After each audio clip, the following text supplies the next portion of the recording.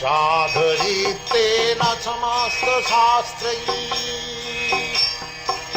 वृत्तस्तथा भापत एव सद्भिः साक्षाधरितेन समस्त शास्त्रैः वृत्तस्तथा भापत एव सद्भिः एव तस्य वन्दे गुरस्य चरणारविन्दम् तो प्रभो प्रिय एव तस्य वन्दे गुरस्य चरणारविन्दम् संसारधामानललितलोक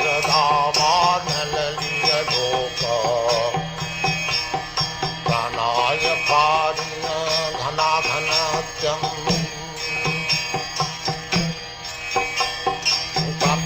सकलन गुणार्णवश वन्दे गुरश्री चरणारविन्दम्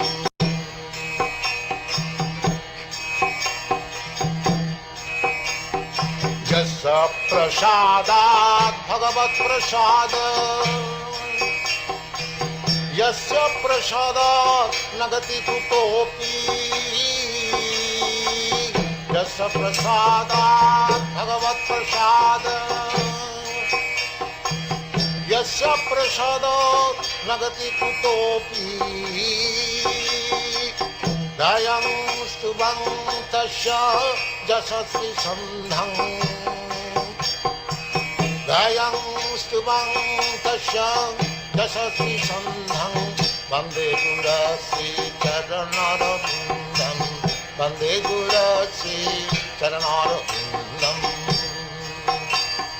वन्दे गुरश्री चरणारविन्दम् वन्दे गुरश्री चरणारविन्दम्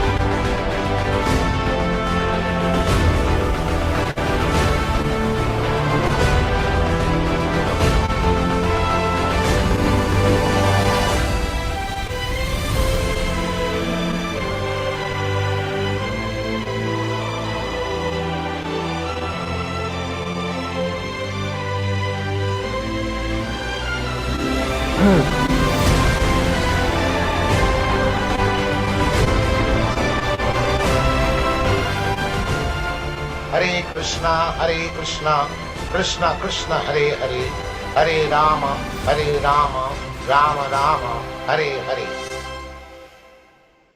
All glories to Srila Prabhupada, and welcome everyone to our Thursday night reading and discussion of Caitanya-caritāmṛta at the Prabhupada Disciples Association Hare Krishna Society programs. And these programs are being recorded and stored on our YouTube channel, the Hare Krishna Society. So we, of course, welcome everyone. I'll just turn my sound down. Thank you. We want to welcome everyone to join and subscribe at our channel for future participation in these very informative classes. And we're planning to do a series of philosophical discourses coming up very soon on the complete guide to self-realization.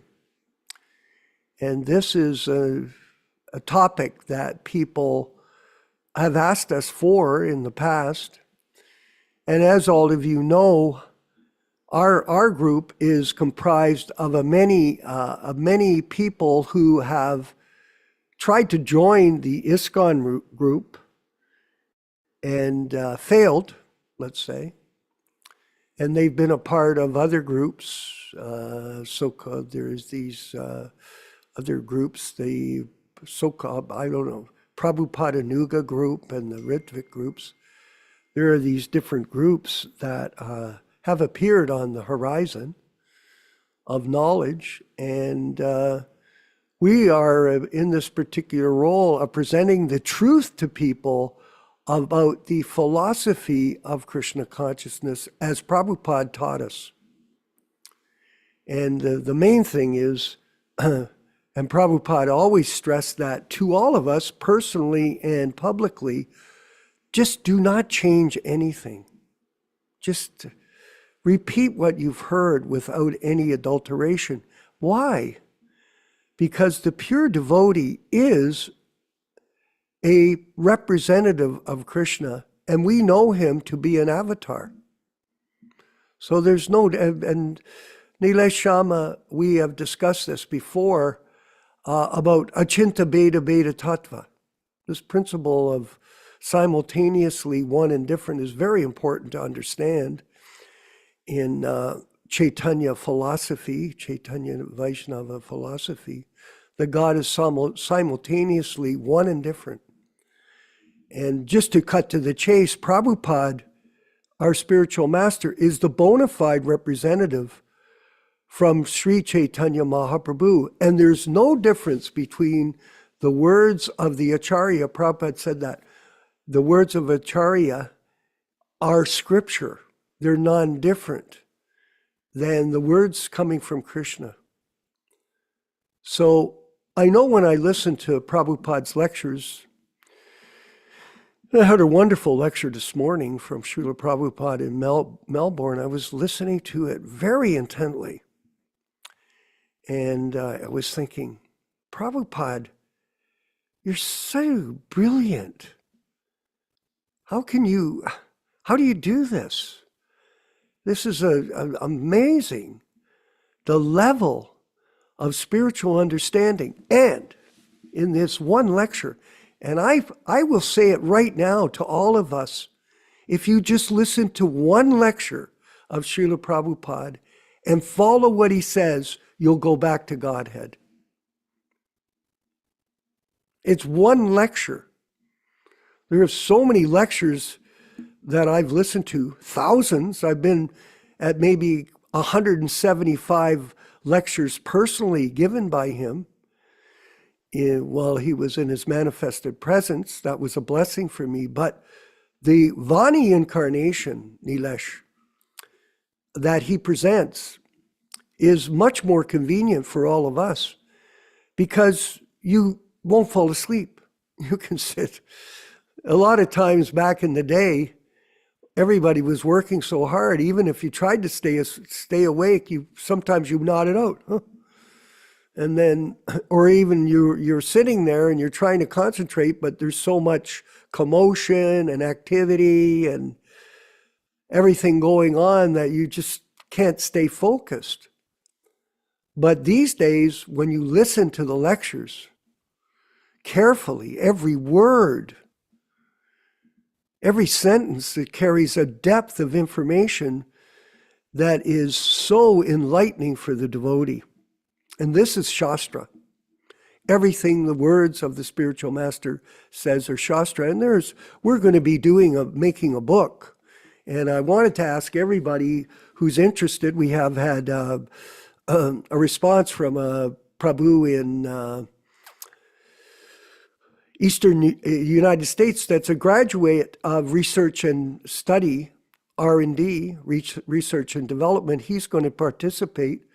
And we have various chapters we're looking for information. I did look to AI as well, Nilesh, because there's information there. Of course, we're going to Dadami Buddhi Yogam Tam Yena Mama Upayantite. I give the intelligence by which you come to me. The devotee is more intelligent than AI. Just know that for sure. Because Krishna is guiding the devotee. Krishna is not guiding AI. It's accumulation of information. So intelligence, the intelligence by which you come to me comes from within the heart through revelation. But nonetheless, we have some certain chapters in this book that we're presenting, which will be a book by PDA HKS. And some of the chapters are the holy dhams, Dwarka, Mayapur Navadvip, Jagannath Puri, and Sri Vrindavan Dham as part of the introduction. We want to tell people where these places are and what is their significance in relation to the different incarnations of the Supreme Personality of Godhead that have appeared here on this planet. We want people to have this understanding. We're doing a chapter on Guru Tattva. We're doing a chapter on Vani. We're taking the introductions and prefaces from Prabhupada's books, and we're going to put them because that's a summary of the information that he's given us in the scriptures that he has provided for us. And we're going to take some other choice sections of Prabhupada's teachings, the perfect questions, perfect answers, create a complete summary guide for people to follow in order to understand who Prabhupada is, and then move forward and read the Gita, read the Caitanya-caritāmṛta, read the Srimad Bhagavatam, and dive deep in this opportunity to get out of this material world by the association of a pure devotee. Otherwise, there's no possibility. And I'm going to end here in a second, but I had a very interesting discussion with Dharma Bhavana earlier this evening, Yaśodā-nandana, and they've got a new system in ISKCON, unauthorized parampara gurus. You can become a guru, but you're just not a parampara guru. It's very interesting how these people can concoct an opportunity to go into the guru business and make money and have followers and not deliver them, but send them all and themselves to hell because of their ill-motivated behavior. Whimsical, eh? Nilashama, can you believe it? Non-parampara guru. That's the new category. I'll look forward to my godbrother speaking later on it. You know, I wanted to go to the nectar of devotion for us because I've been, as you all know, the people here who are committed to this process and the path back home to Godhead by regular hearing in association with other devotees who are bona fide. I wanted to refer to the nectar of devotion this evening, some specific section that I wanted to highlight to all of us. And it's in the relationships that a devotee can develop with Krishna. And by the way, if you think about it, if you get anywhere close to a level of relationship with Krishna, how advanced are you? Well, amongst millions of men, you're very rare. Only a few people in this whole entire planet could actually understand even the concept of relationship with the Supreme Lord. And because we're parts and parcels of Krishna, we have Krishna has an amazing personality, and we have an opportunity to associate with him. So, very interesting. And I'm going to read from it. This is from Neutral Love of Godhead. A certain person thinks like this: when shall I be able to live alone in the caves of the mountains? When shall I be dressed simply with undergarments? When shall I be satisfied by eating simply a little fruit and vegetable? And when will it be possible for me to think always of the lotus feet of Mukunda, who is the source of the Brahman effulgence? When in such a spiritual condition of life, shall I fully understand my days and nights to be insignificant moments in eternal time? This is realization, parampara realization. The devotees and self-realized persons who are engaged in preaching the glories of the Lord always maintain an ecstatic love of the Lord within their hearts. So this is very important, that we always have that preaching mentality in everything we do. Always try to share Krishna consciousness with others, and that's up to your expertise. Because by doing this, Krishna will bless you as his dearest disciple. Thus they are benefited by the rays of the ecstatic moon, and they are called saintly persons. The highest welfare work, everyone. The impulse of a saintly person is to be engaged in the study of the Vedas. So these are your characteristics, Mother Yochisha, that you, not only you, but all of us must aspire for. Follow this carefully. This is not some kind of cheap philosophy. This is associating with Rupa Goswami. This is an opportunity to make real advancement by listening.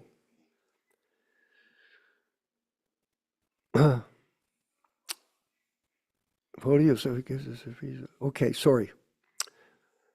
They always live, especially the Upanishadic portions, to always live in a place where there is no disturbance from the common people, to always, no disturbance. So you have to create an environment in your house which is peaceful and meditative and focused. Like you can have an altar or a different, on my altar I have the leaves from the tree, the neem tree where Lord Chaitanya was born, given to me from Drupada. I have 17 deities that have been delivered to me from different people. Gaur Nitai, 3 steps of Lord Chaitanya, or Jagannath, I should say. And I have a Prabhupada Murti that was given to me from Drupada. Different people have brought all these presents to me, and I'm following a simple worship, but it creates an atmosphere in your house. And that's what you want to do. To always think of the eternal form of Krishna. Okay, you can do that by always chanting the holy name, doing your rounds. To be ready to consider and understand the absolute truth. Always in that mentality, open-mindedness, association with the pure devotee in his transcendental sound. To always be prominent in exhibiting knowledge. To see the Supreme Lord in his universal form, Vishwarupa. You see Krishna everywhere in the Shastras, the eyes of the Shastras. To associate always with learned devotees. I always enjoy that, by the way. That's one of my favorite things I do as a devotee.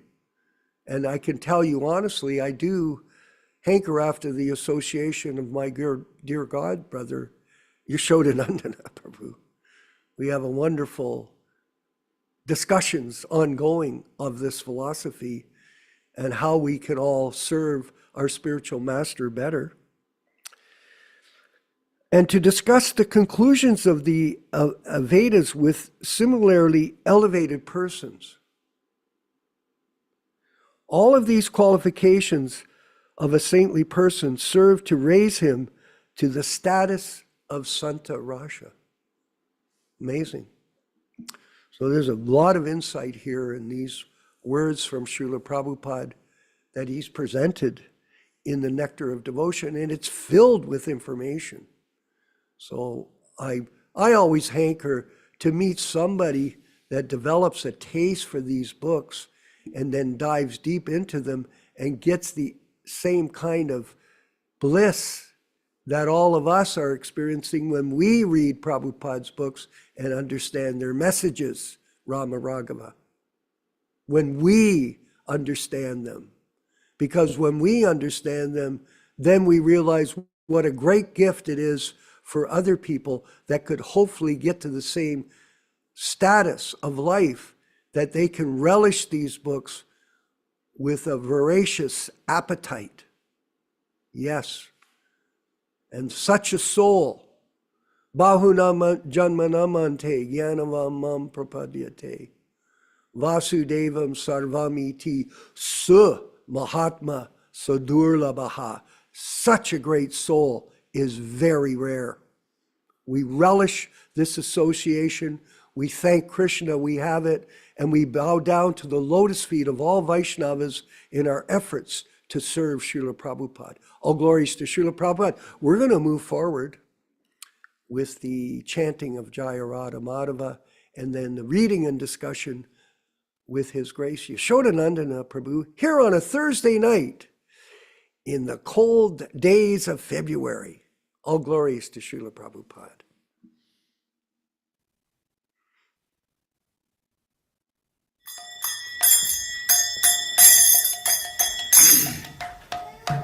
Sai.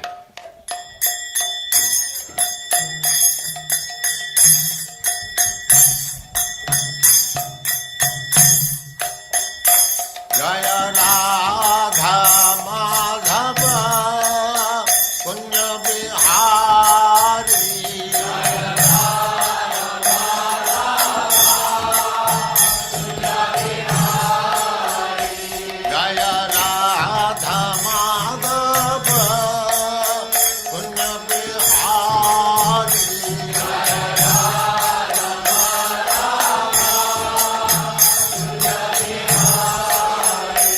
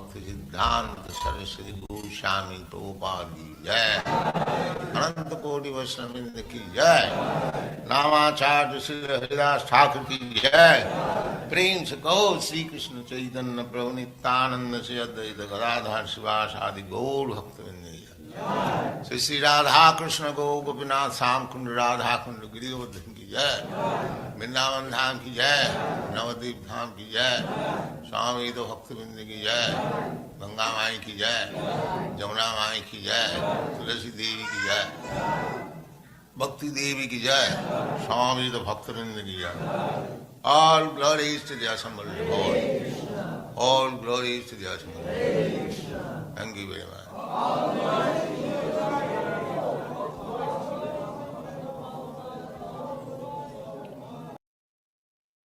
Om Namo Bhagavate Vasudevaya.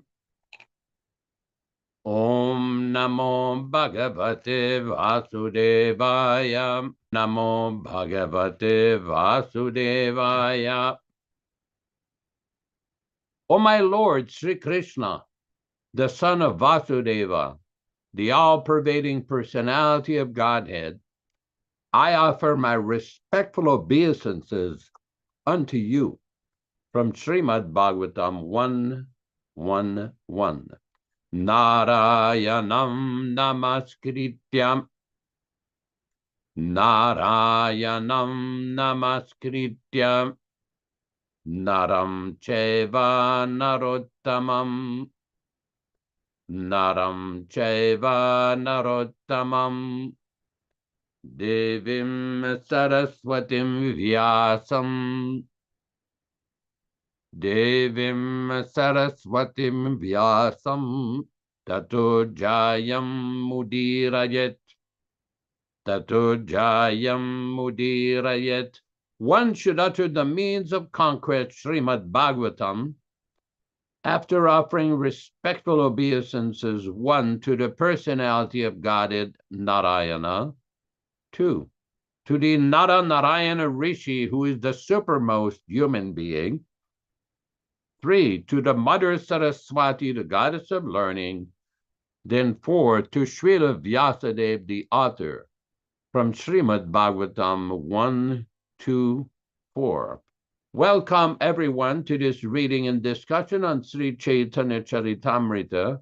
As we do every week, we want to make sure that everybody understands that this reading is being conducted on the basis of the non-edited, non-adulterated, non-interpolated original version of Sri Caitanya-caritāmṛta, produced by His Divine Grace Srila Prabhupada in 1974.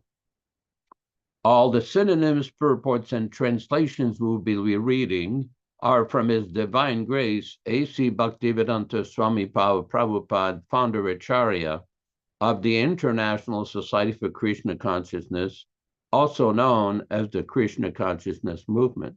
As we do every week, we will read a few selected verses from the Caitanya-caritāmṛta itself, which explain the meaning and the benefit of hearing this powerful transcendental literature. This is from the Adi Lila, chapter 1, text 18-22. Jai Jai Sri Caitanya Jai Nityānanda Jaya Dvaita Chandra Jaya Gaura Bhakta Vrinda Glory to Sri Chaitanya and Nityānanda. Glory to Advaita Chandra. And glory to all devotees of Sri Gaura, Lord Chaitanya. Etina Thakur Gaudiya ki karye chena yatmasat. Etinera charana vandana tire morenat. These three deities of Vrindavana, Madan Mohan, Govinda, and Gopinatha, have absorbed the heart and soul of the Gaudiya Vaishnavas, followers of Lord Chaitanya. I worship their lotus feet, for they are the lords of my heart. Granteraram Bhikari Mangala Charana, Guru Vaishnava Bhagavan Tinera Smarana. In the beginning of this narration, simply by remembering the spiritual master, the devotees of the Lord and the personality of Godhead, I have invoked their benedictions.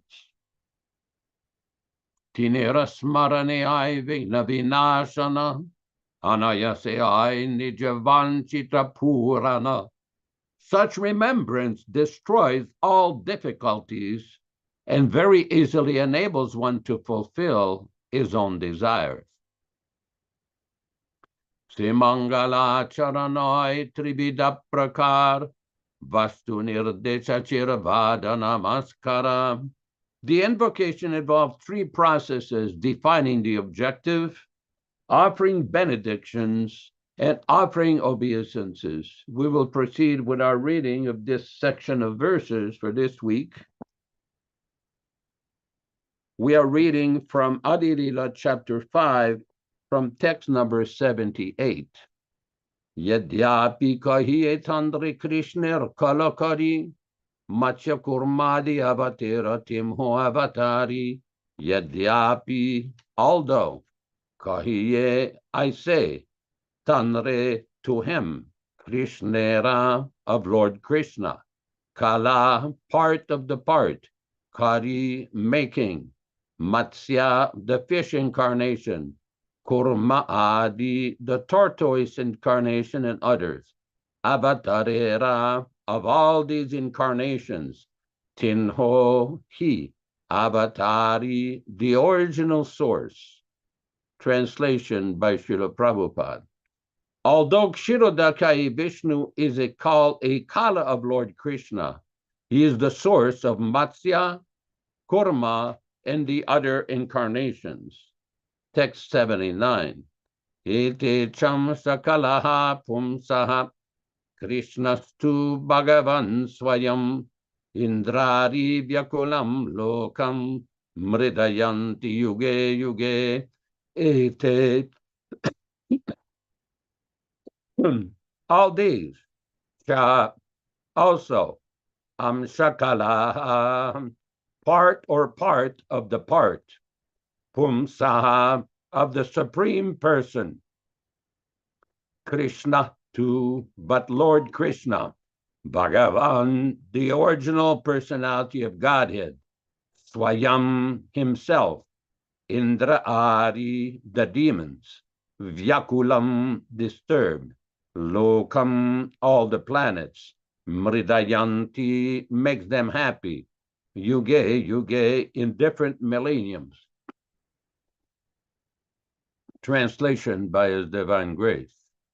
All these incarnations of Godhead are either plenary portions or parts of the plenary portions of the Purusha avatars. But Krishna is the Supreme Personality of Godhead himself. In every age, he protects the world through his different features when the world is disturbed by the enemies of Indra. Purport.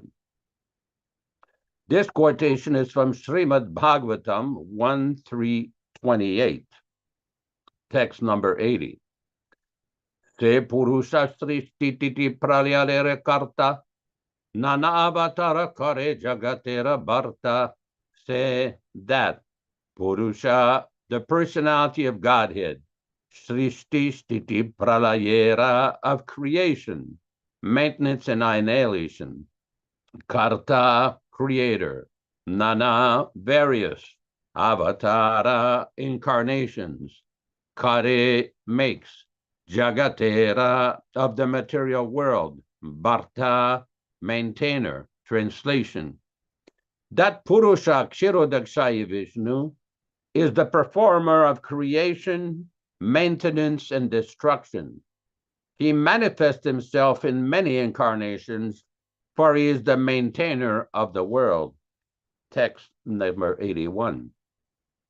Srishti adi nimitte amshira avadhana, seta amshira kahi avatara nama.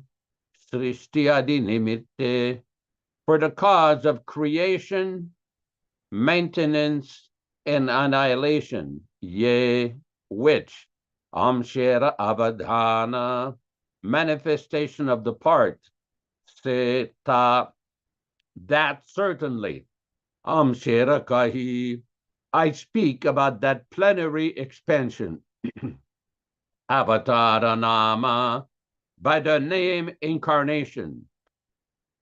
Translation: that fragment of the Mahapurusha who appears for the purpose of creation, maintenance, and annihilation is called an incarnation. Om Ajnana-timirandasya Jnananjana Shalakaya Chakshurunmilitam Yena Tasmai Shri Gurave Namaha. Namo Vishnu Padaya Krishna Prestaya Bhutale Srimate Bhaktivedanta Swami Nityānanda Namaste Saraswati Deve Gauravani Pracharine Nirvishesha Shwanyavadi Paschatya Desatarine Bhakti Siddhanta Shishyaya Bhaktivedanta Namine Prasannaya Prashantaya Tasmai Gurave Namaha. Bhagavad Vandanam Kadyam Guru Vandana Purvakam Kshiram Charkara Yuktam Kadatehi Visheshatah Adadana Strinam Danteridam Yachi Punaha Punaha Srimad Rupa Padam Bhoja Dhulisyam Janma Janmani Amsho Bhagavato Smyaham Sadadaso Asmi Sarvata Tat Kripa Pikshako Nityam Tat Prishta Karomi Swam Sri Krishna Caitanya Prabhu Nityānanda Sri Advaita Gadadhara Srivasadi Gaura Bhakta Vrinda Hare Krishna Krishna Krishna Hare Hare Hare Rama Rama Rama Hare Hare.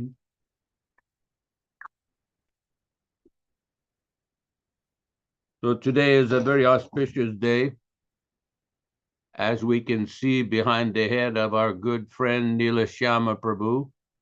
Actually, today is Bhishma Ashtami and the day that Madhvacharya departed from this world. Madhvacharya is the original Acharya of the Brahma Madhva Gaudiya Sampradaya, and we accept the teachings through Sri Chaitanya Mahaprabhu. In the beginning of this program, I sent an email to some of you with some of Srila Prabhupada's statements regarding Madhvacharya, and in this most auspicious occasion, I will read a few selected passages from the Caitanya-caritāmṛta itself. First is the statement from Srimad Bhagavatam, Canto 4, Chapter 28, Text 30. Canto 4, Chapter 28, Text 30. In the purport, Prabhupada mentions the specific mention of Dravida Desha refers to the 5 Dravida Deshas in South India. All are very strong in rendering the preliminary devotional processes, Sravanam Kirtana. Some great acharyas like Ramanujacharya and Madhvacharya also came from Dravida Desha and became great preachers. They were all situated on the platform of Sakyam Atmanivedanam. Next, we have a selected reading from the Caitanya-caritāmṛta. This is from the Madhya Lila, chapter 9, text 245. Madhya Lila, chapter 9, text 245. Madhvacharya sthani aila yanha tattvavadi, udupite Krishna deki tanhan aila premonmadi. Chaitanya Mahaprabhu next arrived at Udupi, the place of Madhvacharya, where the philosophers known as Tattvavadis resided. There he saw the deity of Lord Krishna, and he became mad with ecstasy. Purport by Srila Prabhupada. Sripad Madhvacharya took his birth at Udupi, which is situated in the South Kannada district of South India, just west of Sahyadri. This is the chief city of the South Kannada province and is near the city of Mangalore, which is situated to the south of Udupi. In the city of Udupi is a place called Pajata-kshetra, where Madhvacharya took his birth in a Shivali Brahmana dynasty as the son of Madhyageha Bhatta in the year 1040 Shakabda, 1119. According to some, he was born in the year 1160 Shakabda, AD 1239. In his childhood, Madhvacharya was known as Vasudeva, and there are some wonderful stories surrounding him. It is said that once, when his father had piled up many debts, Madhvacharya converted tamarind seeds into actual coins to pay them off. When he was 5 years old, he was offered the sacred thread. A demon came Maniman lived near his abode in the form of a snake. And at the age of 5, Madhvacharya killed that snake with the toe of his left foot. When his mother was very much disturbed, he would appear before her in one jump. He was a great scholar even in childhood. And although his father did not agree, he accepted sannyas at the age of 12. Upon receiving sannyas from Achyuta Preksha, he received the name Purna Prajnatirtha. After traveling all over India, he finally discussed scriptures with Vidya Shankara, the exalted leader of the Sringeri Mata. Vidya Shankara was actually diminished in the presence of Madhvacharya. Accompanied by Satyatirtha, Madhvacharya went to Badarik Ashram. It was there that he met Vyasadeva and explained his commentary on the Bhagavad Gita before him.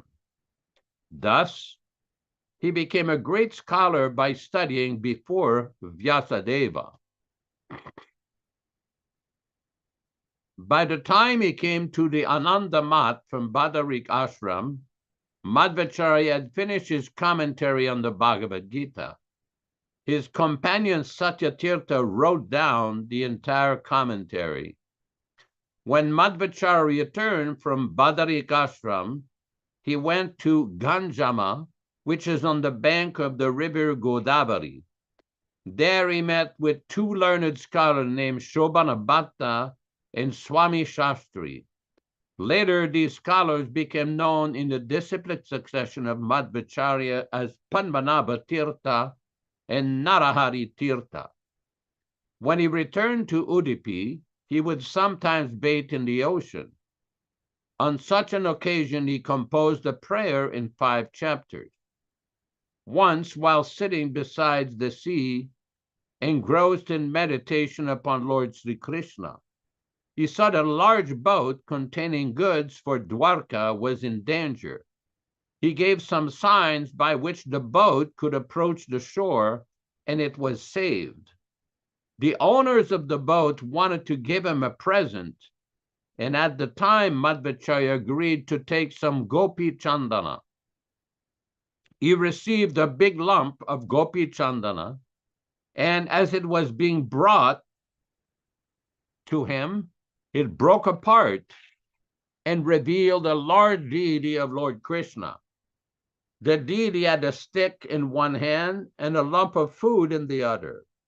As soon as Madhvacharya received the deity of Krishna in this way, he composed a prayer.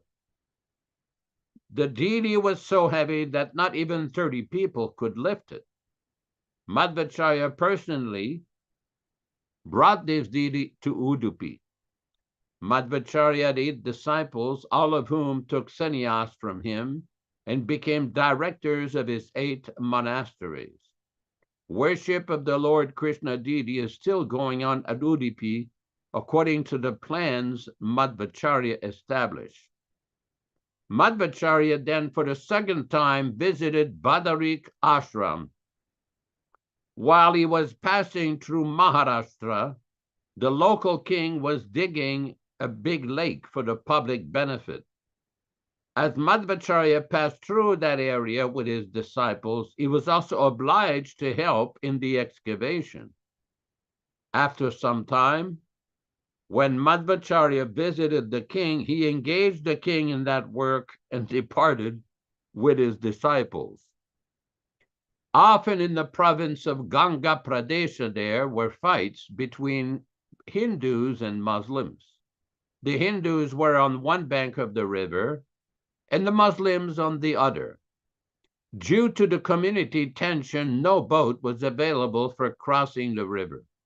The Muslim soldiers were always stopping passengers on the other side.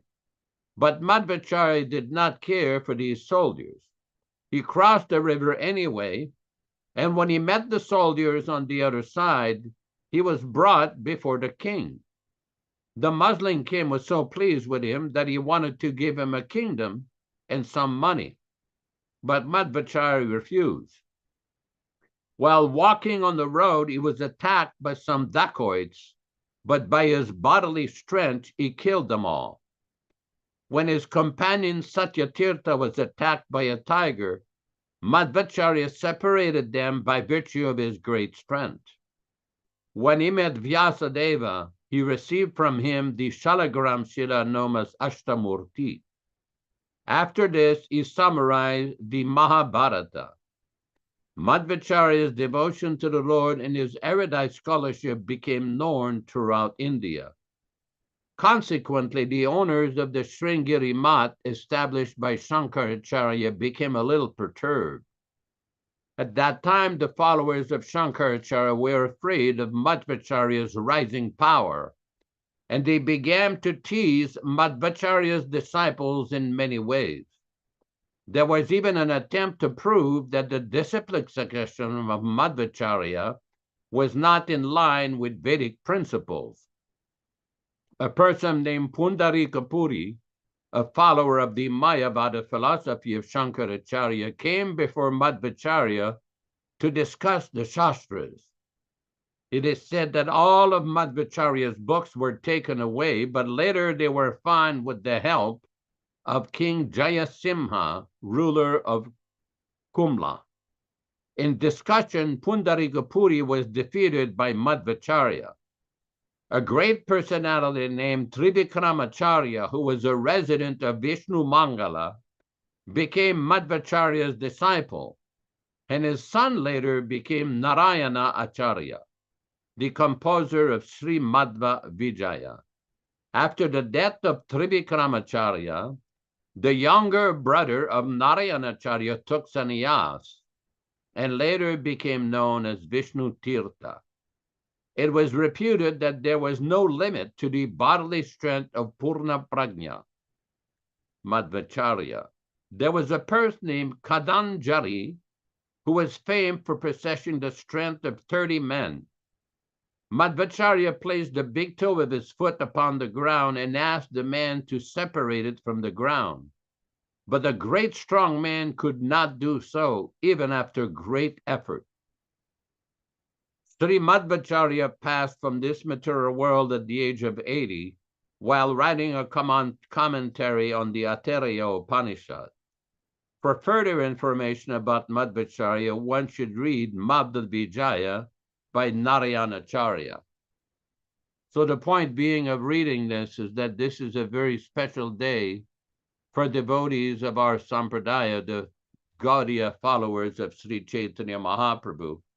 And again, this is very, very important. During the time of Bhaktivedanta Thakur, some local Bengali scholars started some propaganda that the disciplic succession given in the writings of the Nityānanda was not bona fide. They were trying to find discrepancies in the list of the acharyas that were given. And Bhaktivedanta Thakur wrote some commentary saying that the disciplic succession which has been provided by Baladev Vidyabhushana, he has given the whole list in his book called Prameya Ratnavali. In the beginning of Prameya Ratnavali, in the first chapter, he gave the whole list of the acharyas all the way from Krishna through Sri Chaitanya Mahaprabhu. And Bhaktivedanta Thakur wrote that anyone who does not accept this list of acharyas from Baladev Vidyabhushana is the greatest enemy of the Gaudiya Sampradaya. In other words, Bhaktivedanta Thakur validated the list that had been given. And this list that was given by Baladev Vidyabhushana was also very similar, same list that was given by Kavi Karnapur, one of the foremost associates of Chaitanya Mahaprabhu. So the Gaudiya Sampradaya is a bona fide Sampradaya, and Chaitanya Mahaprabhu chose to affiliate his Sampradaya with the Madhva Sampradaya. Now the question sometimes is brought up by various scholars, why did Chaitanya Mahaprabhu do that? And one of the explanations that has been given by Srila Bhaktisiddhanta Saraswati Thakur in his journal Sajjana Toshani is that the teachings of Madhvacharya explain the strongest way, he preaches in the strongest way the difference between the living entity, the Jiva, and the Supreme Lord, the Jivatma and the Paramatma. That's why Madhvacharya is often seen with the two fingers. Now, during the time of the hippies in the late 60s, they used to say, oh, this is for peace. Well, what this really means is that the living entity is the eternal servant of Lord Vishnu, of Lord Krishna. That's what it really means. That's what the two fingers of Madhvacharya like that, although it's used as a peace sign, it's used to explain the preaching of the Vaishnava philosophy that the living entity is eternally the servant of Lord Krishna. It's interesting that in the Srimad Bhagavatam, in several places, Srila Prabhupada quotes from one of the acharyas in the Madhva Sampradaya who has given a commentary on the Srimad Bhagavatam. Very, very significant. Prabhupada gives many, many different quotations from this acharya, as well as from Madhvacharya himself. Very significant. Now, people sometimes ask, well, how did Madhvacharya departed? Oh, here we go. Here's that picture. Very nice. Here's that picture. Nice comment from Garuda Prabhu. The two fingers represent Madhva's Dvaita Vedanta philosophy, which is a very, very strong system refuting the commentaries of the Mayavadi Acharyas or the Advaitans. Now, the disappearance they were celebrating today, Madhvacharya was explaining a text from the Aitārya Upanishad in a temple just across from the original Udupi temple. And at the time of his departure, after he finished his commentary, there was a shower of flowers from the higher planets, from the demigods, and he just disappeared. No, that's why there's no samadhi. There's no what the Madhvas call a Vrindavana, a samadhi of Madhvacharya. He departed, and people said that he ascended to go back to the Himalayas with Vyasatirtha. Because during one of his, because the commentary on Vedanta Sutra that Madhvacharya wrote, he received it directly from Madhvacharya. There's a famous picture, you can actually find it on the internet, of Vyasadeva giving instruction to Madhvacharya, and he's explaining to him the whole purport of Vedanta Sutra. So very, very important. That temple is still there, in the place where Madhvacharya departed is still there. Very, very sacred place. It's right across the street, very close to the ODP temple. Very special place. And in the Caitanya-caritāmṛta purport that we were reading, the birthplace of Madhvacharya was a little village called Pajakakshetra, which is not too far from Udupi. It's a few miles from Udupi. And during our travels in South India with Guru Kripa and Nityānanda, we had the good job. Here's that picture of Madhvacharya receiving the Brahma Sutra from Vedavyas. Vedavyas is explaining to him the actual purport of the Vedanta Sutra. This place, Pajakakshetra, is very special. This morning, very early, I sent pictures on WhatsApp. Some of you must have received it. I know Vishwakarma received it. Some of you have received it, where the picture of the building where Madhvacharya was born, and very special places there. When we were there, we had a local Brahmin take us there, and they showed us in the rock, there's a place where Madhvacharya killed that one Devan Maniman, that one demon, and there's an impression in the rock still there. So a very, very special place there. They've done a lot of renovations to that place. Very, very inspiring place, very sacred place. Anybody who has the chance to go to India or South India, I would definitely recommend to go to Udupi and go at that sacred place and take advantage of the powerful spiritual influence of that place. It's to be noted for us also, Chaitanya Mahaprabhu went there, had discussions with the followers of Madhvacharya. Although there are a few technical differences, we see that in the writings of the Goswami, they speak very highly of the writings of Madhvacharya and his fierce debate and defeat of the Mayavadis. So another time we will explain the meaning. Oh, here we go. Here's that temple. Is that Pajakakshetra? This is the temple that was established in the birthplace of Sri Madhvacharya. They've also put a very nice large statue. Here's a nice deity of a picture of Madhvacharya. According to the Madhvas, they considered that Madhvacharya was an incarnation of Bhima, Hanuman, and Vayu. So there's a plaque that is there in Pajakakshetra. There's a very nice temple, very ancient temple. Very nice. Any other picture? Oh, here we go. Some nice devotee there. More pictures. Thank you very much, Nilesh Prabhu. This is very, very colorful and very nice. So we will go on with further discussion with the various devotees involved. Hare Krishna, Hare Krishna. Thank you for these insights into the history of Vaishnavism and the different acharyas and teachers. And we're also reading about the Purusha avatars, the incarnations. Lots of insight, which otherwise would not be available without the grace of His Divine Grace A.C. Bhaktivedanta Swami Prabhupāda to all of us. And Prabhupada told us that the only thing that was missing in this modern world of abundance, especially here in Canada and America, it's quite abundant here, is the shortage of Krishna consciousness. There's a great shortage of it here. And we can see that in every action that goes on here, especially in the modern society here with the changing of governments. There's very little reference. There's a superficial reference to God. Seems like some sort of sentimentalism.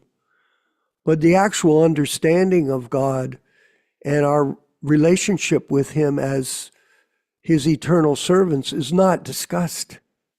It's not. It's actually a wasteland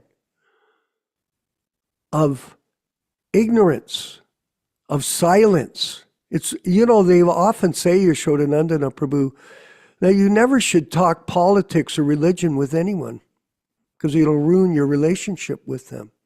Why? Because these people are insane.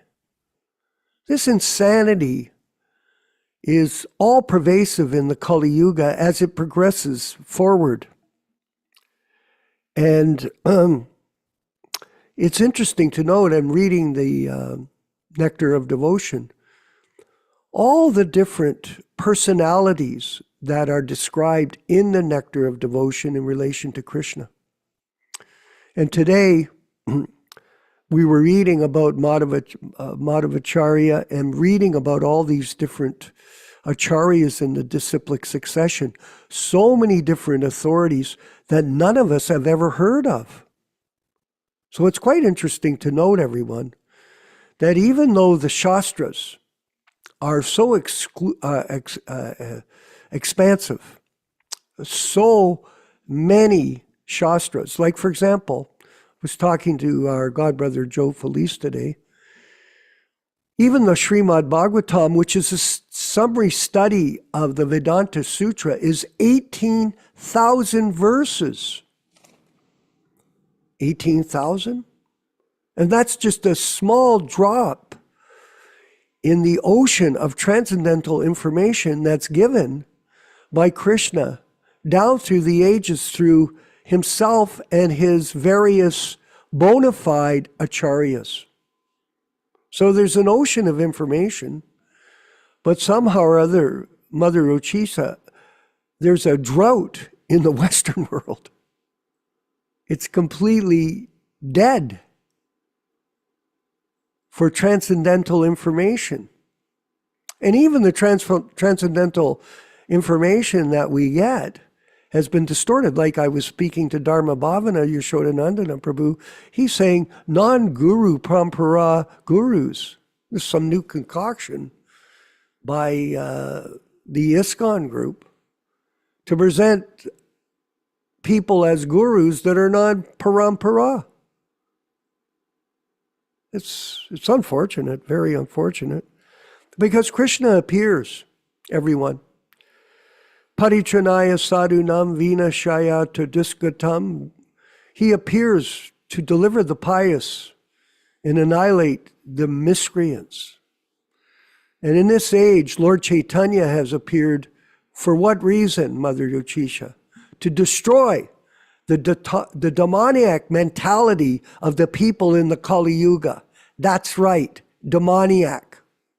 Prabhupada explains that in Melbourne, he gave a lecture. His business is to train up first-class men. Oh, first-class men who follow the four regulated principles. No meat eating, no intoxication, no illicit sex life, and no gambling. But that's all pervasive nowadays. And therefore, people aren't qualified to make advancement in spiritual life because they're not following the human path. Actually, Prabhupada described them as sophisticated cats and dogs. Oh, that's kind of harsh. Well, is the truth harsh when people are acting that way? No, it's a fact. Yet people accept it. Recently, they had this Grammys in America. And being a former professional musician and promoter of music in part of my career in the past, I took a few moments to watch it. It was completely degraded beyond imagination. I couldn't even tell that there was music there. What to speak of all the outfits and all the madness and the degradation that went around that whole event. And this is the sign of the times, everybody. This is the Kali Yuga. and things are deteriorating very quickly due to lack of Krishna consciousness. Now, Prabhupada has blessed this world with his preaching, and just see, in Americas, it appears that some people are appearing on the scene that are devotees. I just saw yesterday that Tulsi Gabbard and Yaśodā will tell us that just hearing the name Tulsi will bless people. And somehow or other, now she's in charge of the Director of Intelligence for the US government. And you've got this other chap, one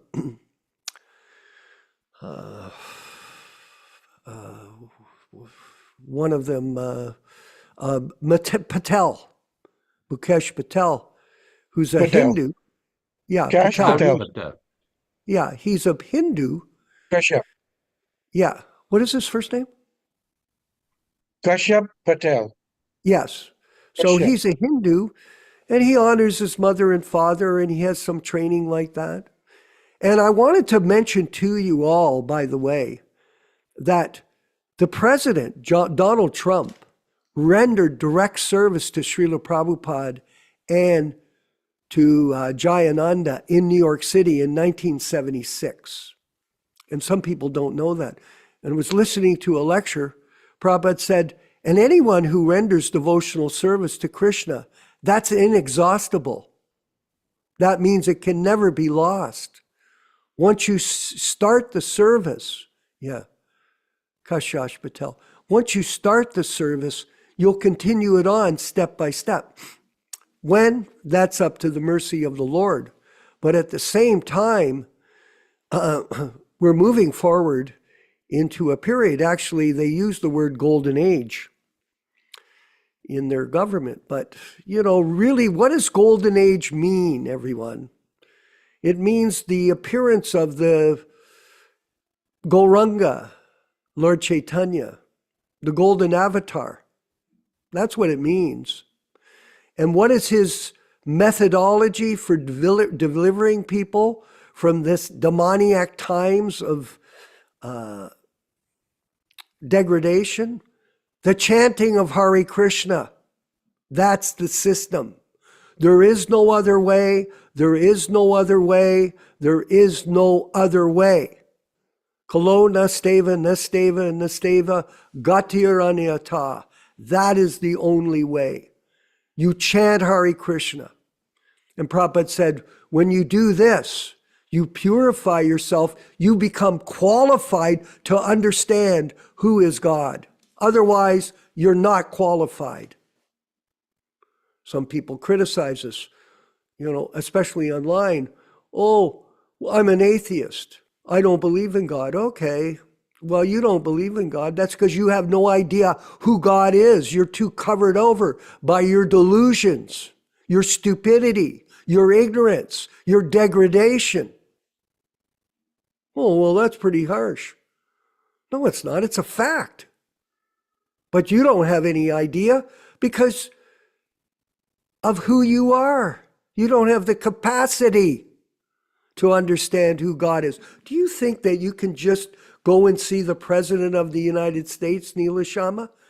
No, you can't. You have to have some qualification. So what do we think? We can just go ahead and see God with no qualifications? No, you have to chant. That's why our membership, Garuda Prabhu, we all commit here to chant 16 rounds a day. That's our training. And in this way, we become empowered by the Lord, by our discipline. No discipline, no disciple. Prabhupada taught us that. You don't have to, even in the MMA, martial arts, this Khabib from Europe, he says, if you're not prepared to sacrifice everything to become a champion, you won't. And the same thing Prabhupada said, if you're not prepared to surrender and discipline yourself, don't make a false presentation of yourself as some sort of spiritual leader when you're a fake behind closed doors. This is not a game. This is a serious process, and we are, all of us, very blessed to have this opportunity to hear about this transcendental knowledge in the association of disciples in the Prabhupada Disciples Association and the Hare Krishna Society, who are trying to revive the Krishna Consciousness movement, which has been lost by deviated people that are claiming they are non-parampara gurus. Yaśodā-nandana Prabhu, if you could further discuss.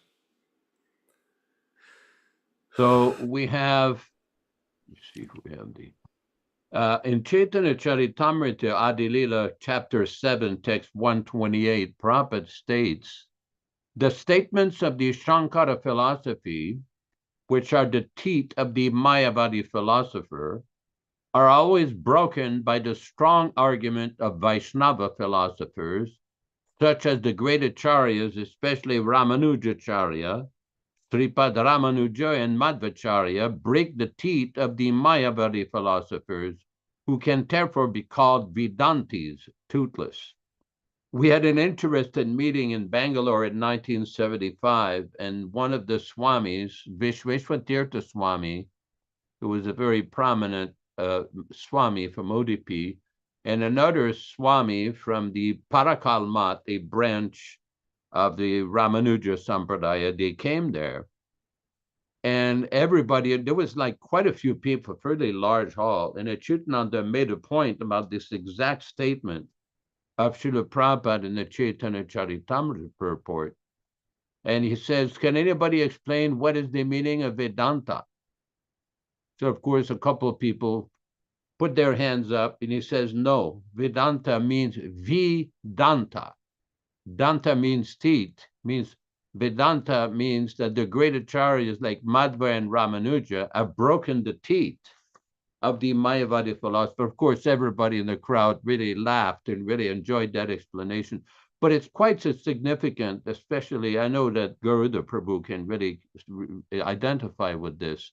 There's a long history of very complex, detailed arguments between the followers of Ramanuja, especially the followers of Vedanta Desika, a branch of the Sri Vaishnava Sampradaya, and the followers of Madhvacharya, especially Jayatirtha, Vyasatirtha, and some other disciples who have written very strong books defeating the position of the Mayavadis in detail, in great detail.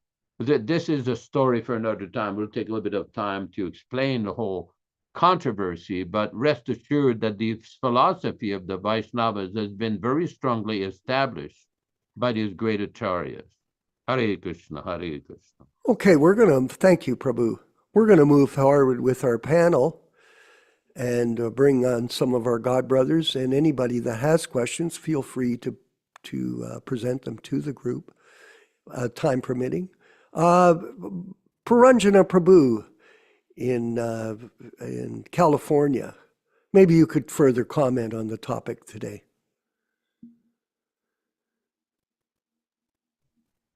Haribo? Yes, Haribo. Oh, okay.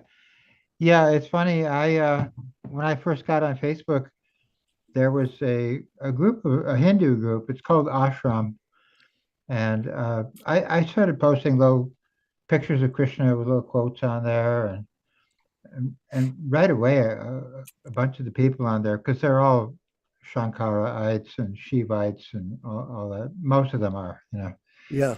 They were all complaining, and then they had a big debate amongst the administrator. Should we kick this guy off the forum?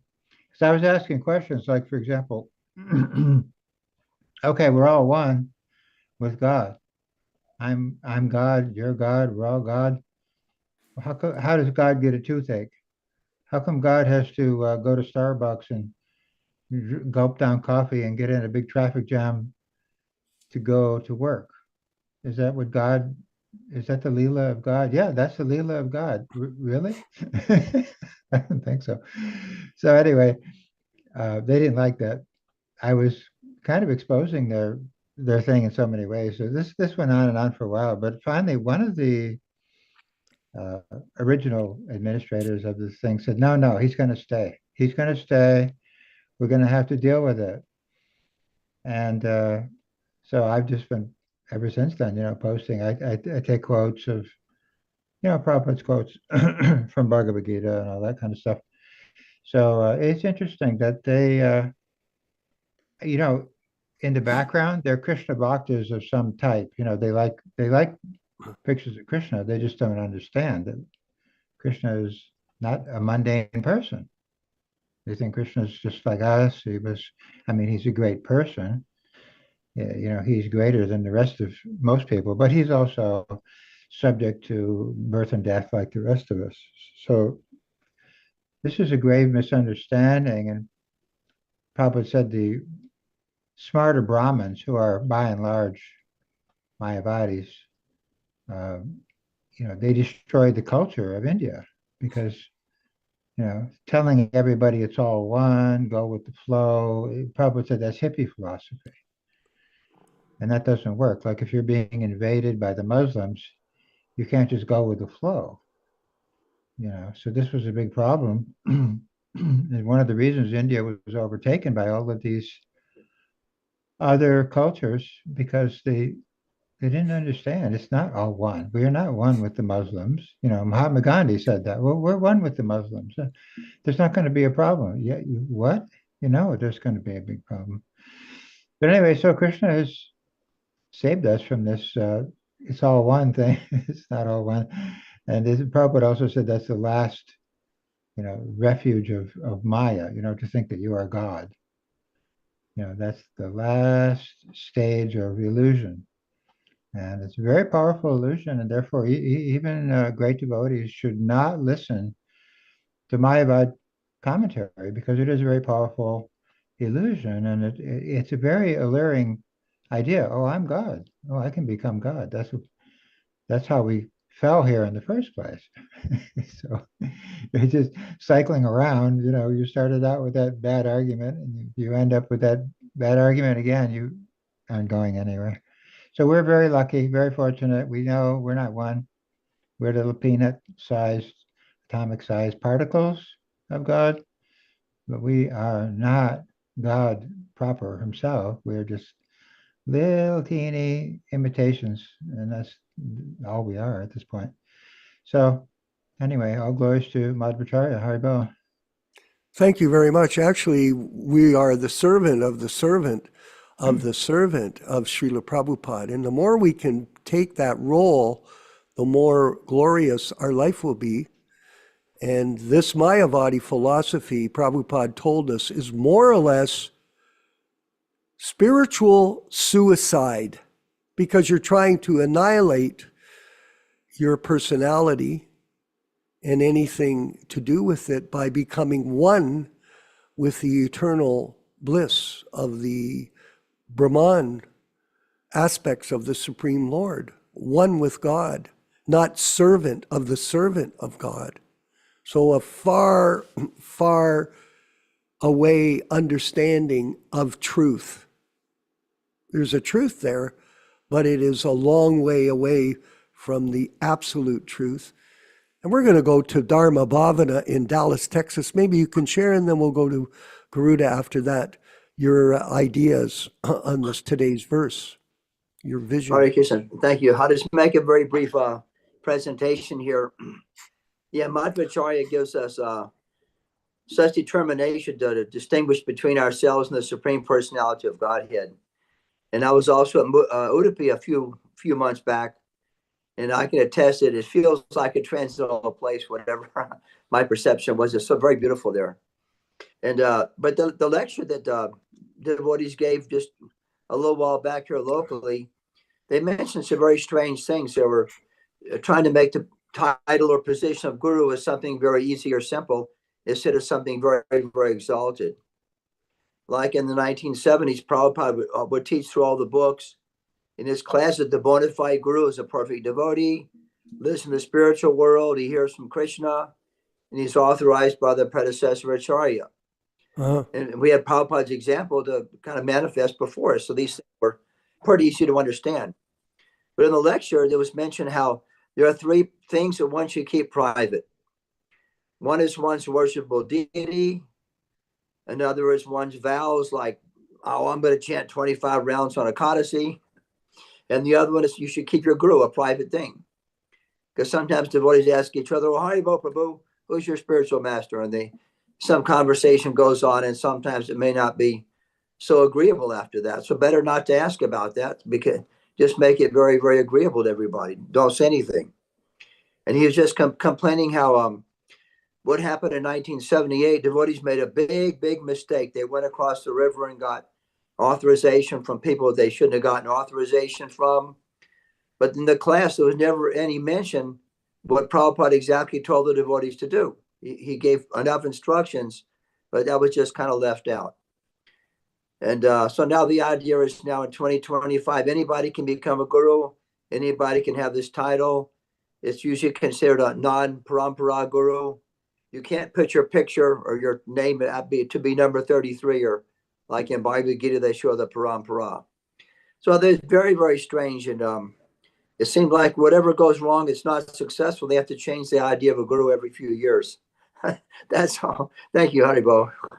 Yeah, I wanted to just clarify for everyone, these three rules that you mentioned, there are some rules of concoction by them. It's not a rule of the Vaishnava tradition. We don't keep gurus secret. This is all bogus. Garuda Prabhu, maybe you could share some insights based on Yaśodā-nandana's talk this evening. Hare Krishna. My pranams to everyone. My pranams. Yeah, wonderful focus on Madhvacharya this evening. I really appreciate it.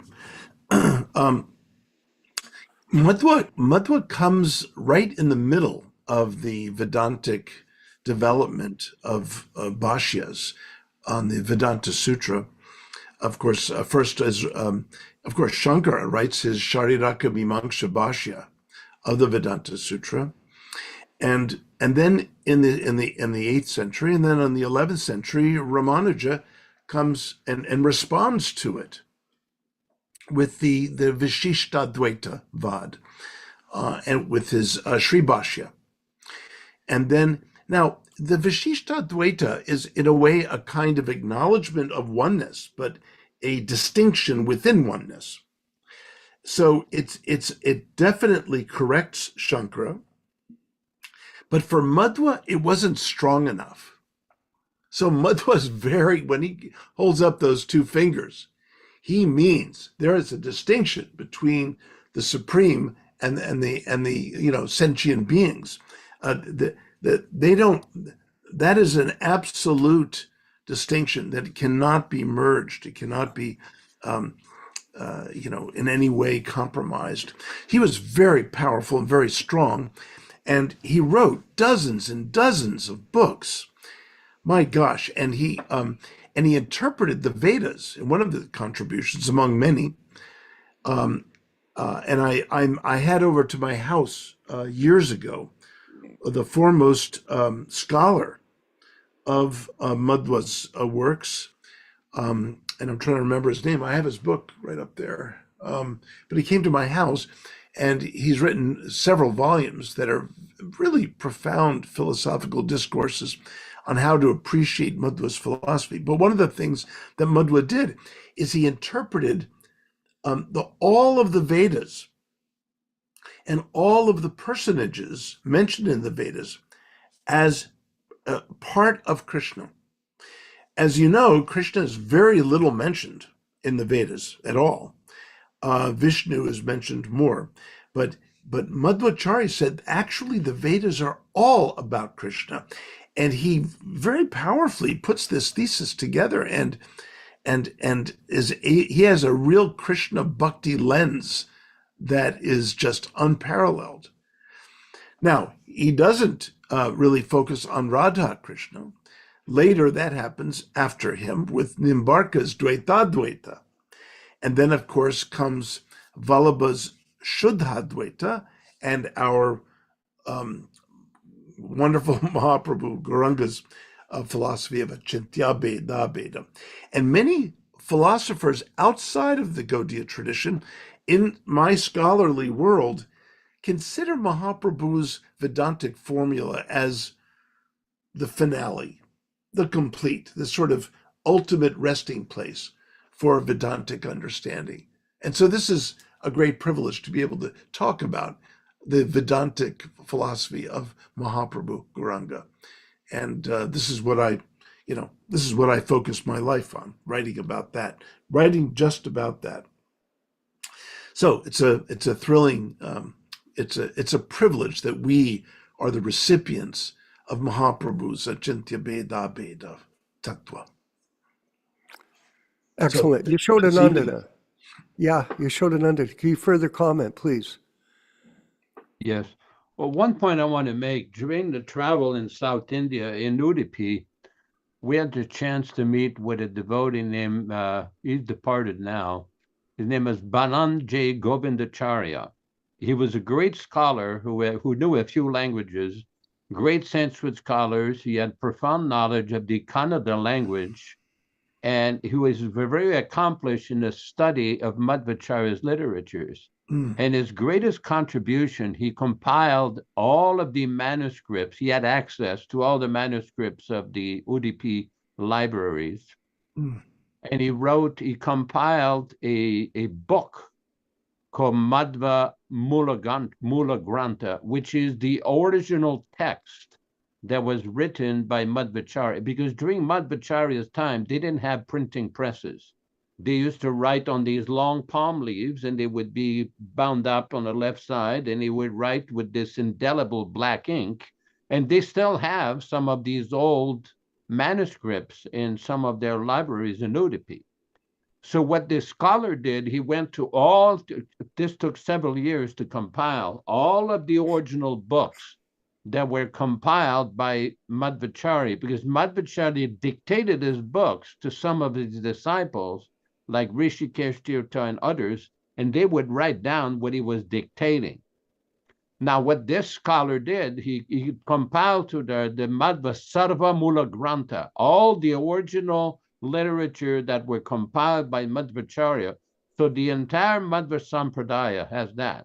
This is something at some point in this movement, the original first edition, non-adulterated, non-interpolated, what Prabhupada approved, the first edition books, also referred by some of us as original, should be compiled, because a lot of people have a misconception in this movement that books that were produced, yeah, very nice, he's mentioned here, books that were produced before 1978 are all original. They're not. They're not all original. They're not all first edition. During Prabhupada's manifested presence from 1965, during his preaching mission, from 1965 till November 14th, 1977, there were several editions of the books. Now, I'm quite aware of all the arguments that Prabhupada allegedly approved this edition or that edition. The problem is, we do know that in 1977, on the 22nd of June, during the Rascal editor's conversation in Prabhupada's garden, it was brought to Prabhupada's attention that there were several editions of some of his books, and he did not like that. That's why he made the statement that the next printing should be again the original way. This was Prabhupada trying to tell us, stop changing the books, stop this over-editing of the books. That's right. Because this is a very dangerous tendency that the other sampradayas have never indulged in. There is no sampradaya in India, Vaishnava sampradaya, even the Mayavadi sampradayas don't do this. They have more respect for their acharyas' writings, the Shankarites, the Mayavadis, and there is a lot of commentaries upon the writings of Shankaracharya. They don't change, they don't touch it. They may write some tikas or further bhashyas or notes, Sanskrit annotations or further commentary, but they don't change the original text. In our movement, they don't have that respect. Now, I'm not going to get accusing anybody here. That's not the issue of launching personal attacks. But that Sarvamula Grantha example should be followed by the people in charge of ISKCON. We don't need any further editorial boards trying to justify the editing work that was never authorized in the first place. When Prabhupada said the next printing should be again the original way, they should have returned back to all the original first editions and get the books to that. They didn't do it. They never did it, and they still don't want to do it, despite pleas from such people like Garuda Prabhu and numerous other people. This is a point on this program that we've done again and again and again. Do not change the original books. And I know, because I've had numerous people ask me, well, what about this book? What about this edition? Right now, during Prabhupada's manifested presence, there are several editions of Ishopanishad, several editions of the Bhagavatam, first 4 cantos, several editions of the teachings of Lord Chaitanya, several editions of the Krishna book. Why so many differences?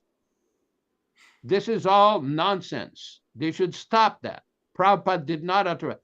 That's why Prabhupada in that conversation, when you carefully study, Prabhupada at one point say, they cannot change anything. Stop this change disease. This is a very dangerous disease. I mean, there are numerous statements by Srila Prabhupada. If one thinks he's more intelligent than his guru, he thinks he can change, and Prabhupada said in a lecture in Philadelphia, then he's finished. This is very, very dangerous tendency. That's all I'll say for now. Hare Krishna. Okay, well, very well spoken. And if I could add, it is done on the basis of personal ambition. Because really, the living entity, we're all individual souls. And we all have desires. We all have aspirations. Some people want to fulfill those desires and aspirations by using Krishna consciousness, the philosophy of Gita, the philosophy of Srimad Bhagavatam, in order to personally promote themselves for either money or fame or position. And this is a great sin.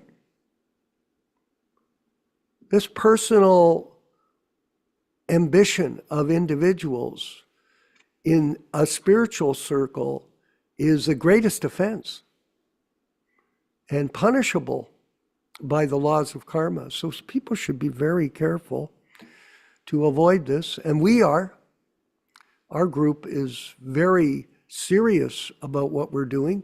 And we want to ask everybody, if you have any suggestions for our upcoming programs, we're going to wind our program up. If you have any suggestions for topics that you want us to list in our programming, please send me a text or an email so we can get some suggestions from you. If anybody is interested in participating in some of our writing projects, we are interested in you reaching out to us and letting us know if you can contribute it as such to these projects. And we'll move ahead and correct the situation that exists in this current time with proper explanations of the real philosophy that Prabhupada wanted us to follow, and don't change anything. Prabhupada said, where is the authority when you change something with a third-class man? Where is the authority? There is none. It is simply mental speculation. Oh, our good friend Neela Sharma, we're going to have him wind up the program. Neela, go ahead, please. Your hand's up. Hare Krishna. Yes. Jai Srila Prabhupada. So I like to go back to the basics, as we are talking about Madhvacharya and his problem to defeat Advaitvad or Mayavad, that is why if we go back to our Prabhupada Pranam Mantra, Namaste Saraswati Deve Gaurabani Pracharine Nirvishesha Shunyavadi Paschyata Deshatarine. See, in the West, we are very fortunate that we have been protected by the Mayavad philosophy. But in the East, especially in India, this Mayavad onslaught is amazingly strong. And that is why I like to share something over here where Prabhupada talks in a Srimad Bhagavatam class of Canto 6, Chapter 1, verse 25. And I'd like to just read one little paragraph from his lecture, is that, so Shunyavadi and Nirvisheshvadi, because these two words come in the Prabhupada Pranam Mantra, and what is the relevance associated with that? So they want to make these varieties of enjoyment zero. That is called Nirvana philosophy, Buddha philosophy, that these varieties of enjoyment is followed by painful condition. So you should make this variety zero. Just like sometimes one commits suicide. When these varieties become intolerable, social condition unbearable, then he commits suicide. So this Shunyavadi, Mayavadi means it is spiritual suicide because they have no information of the spiritual varieties. Anartha, Anadrata, Yasmad, Angrayaha. They do not know that these varieties of enjoyment can be executed with the Supreme Personality of Godhead, and that will endure eternally, and we shall enjoy eternally. That they cannot understand. That is the difference between Vaishnava and others. They being disgusted, Brahma Satyam Jagat Mithya, Shankara's philosophy, impersonalist, that to take Brahman, the so-called varieties of enjoyment in this material world is mithya or false. So take Brahman, merge into Brahman, and remain there perpetually.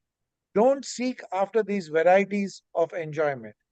This is what Shunyavadi and Nirvisheshvadi is, and that is why Prabhupada becomes so strong with defeating this Mayavad philosophy.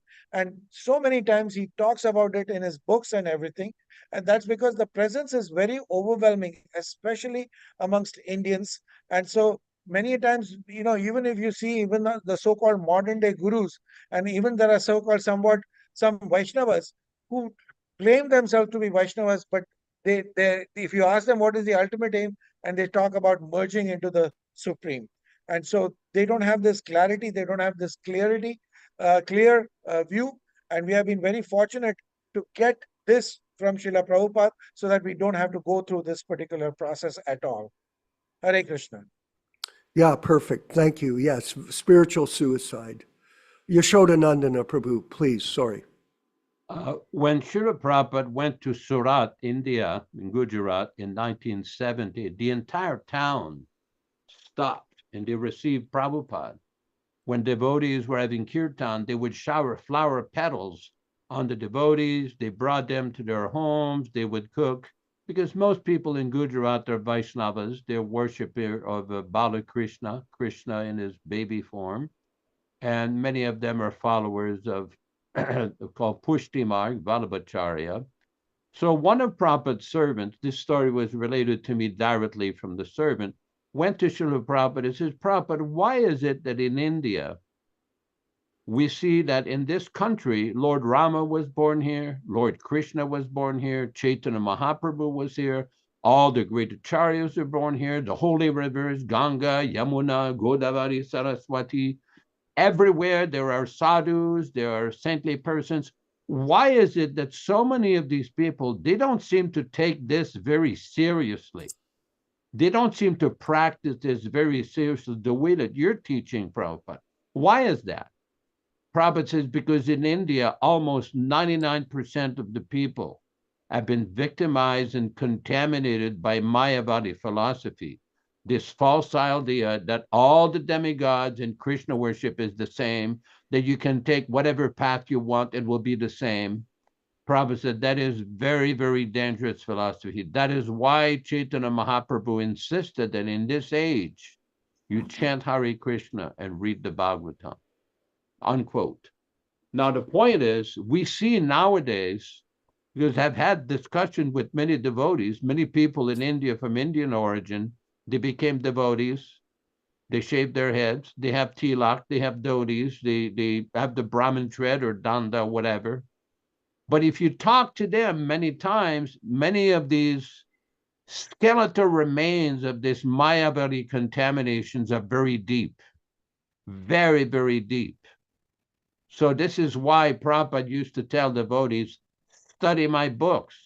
If you don't study the books, you will be misled.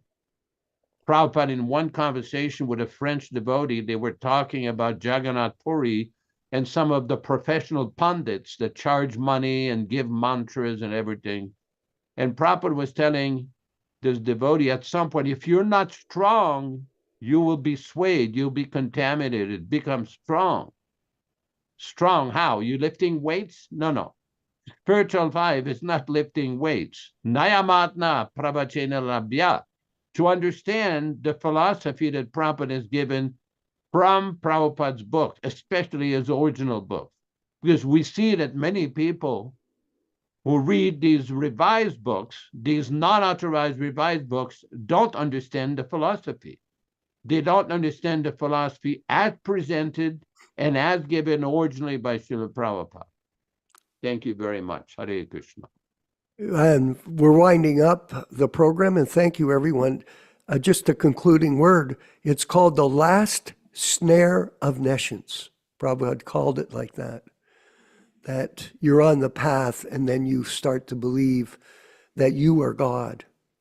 And this is a very unfortunate situation for people that follow the Mayavadi philosophy. And this is something that was elaborately discussed today in the class. And I hope all of you feel some ananda, satchit ananda, some bliss. And that's our goal. We want to bring about a sense of bliss and happiness in our association of Prabhupada disciples and the members of the Hare Krishna Society, which is our goal. And our goal is to distribute Prabhupada's original books and to also open centers. So if you're interested in opening a center, please let us know. Ron Singh has opened a center I wanted him to speak, actually, we'll get him on Saturday, to speak about an invitation to people who are looking for some shelter and would like to be a part of an ashram in his California residence of Oroville. I know it's complicated nowadays with how strict the immigration policies are, but if anybody's interested in opening a center and creating a shelter for some other people who are more unfortunate than some of us, then we're interested in discussing it. All glories to all of you, and all glories to the Sankirtan movement. Let's move forward with the chanting of Hare Krishna, 2 minutes and 54 seconds by Srila Prabhupada in his Harinam version of Hare Krishna. Haribol.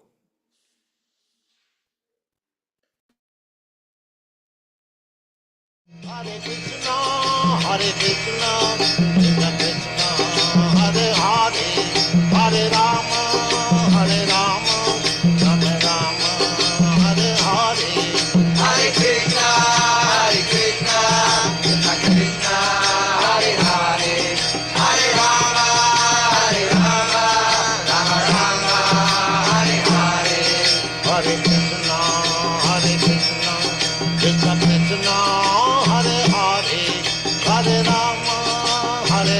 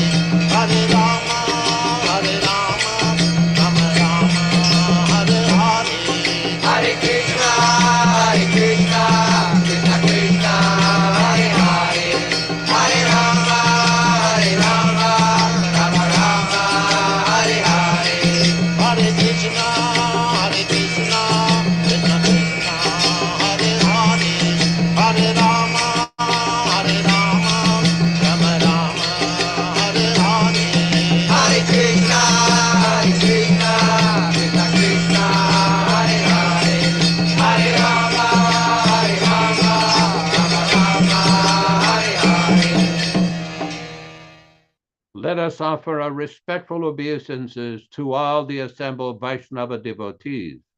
Vanchakalpa tarubhyascha kripa sindubhya evacha patitanam pavanibhyo Vaishnavibhyo namo namaha. I offer my respectful obeisances. We all offer our respectful obeisances unto all the Vaishnava devotees of the Lord who can fulfill the desires of everyone, just like desire trees, and we're full of compassion for the fallen souls. Thanks everybody for participating in his lively discussion on this most auspicious day. Tomorrow is the disappearance day of Sripada Ramanujacharya. We invite all of you. We will discuss some of these on Saturday morning at 7 o'clock a.m. We invite everybody to join us for Bhagavad Gita reading. We want to thank Vishwakarma Prabhu in Hamilton, Ontario, Canada, Ram Raghavan and his good wife, Bhakti Eunice in Georgia, and our good friend Krishna Katha, San Diego, California, Rupa Goswami Prabhu in Bombay, Neil Shama Prabhu in Florida. I see he still has his hands up. He's always eager to discuss things. You want to carry on with another question from him, Prabhu? Okay? Okay, very good. And thank you very much, Garuda, from Washington, D.C., or wherever you are. And we invite all of you to join us on Saturday morning at 7 o'clock a.m. Pacific Standard Time, corresponding to 10 o'clock a.m. Eastern Time. Thanks, everybody. Hare Krishna, Hare Krishna. Hare Krishna, Hare Krishna, Krishna Krishna, Hare Hare, Hare Ram, Hare Ram, Ram Ram, Hare Hare. Hare Krishna, Hare Krishna, Krishna Krishna, Hare Hare, Hare Ram, Hare Ram, Ram Ram, Hare Hare. Hare Krishna, Hare Krishna, Krishna Krishna, Hare Hare, Hare Ram, Hare Ram, Ram Ram, Hare Hare. Hare Krishna, Hare Krishna, Krishna Krishna, Hare Hare, Hare Ram, Hare Ram, Ram Ram, Hare Hare. Hare Krishna, Hare Krishna, Krishna Krishna, Hare Hare, Hare Ram, Hare Ram, Ram Ram, Hare Hare. Hare Krishna, Hare Krishna, Krishna Krishna, Hare Hare, Hare Ram, Hare Ram, Ram Ram, Hare Hare. Hare Krishna, Hare Krishna, Krishna Krishna, Hare Hare, Hare Rama, Hare Rama, Rama Rama, Hare Hare. Hare Krishna, Krishna Krishna, Hare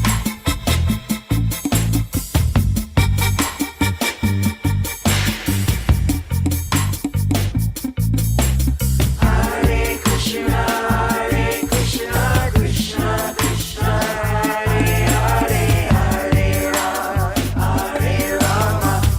Hare. Hare Krishna, Krishna Krishna, Hare Hare, Hare Ram, Hare Ram, Ram Ram, Hare Hare. Hare Krishna, Krishna Krishna, Hare Hare, Hare Ram, Hare Ram, Ram Ram, Hare Hare. Hare Krishna, Krishna Krishna, Hare Hare, Hare Ram, Hare Ram, Ram Ram, Hare Hare.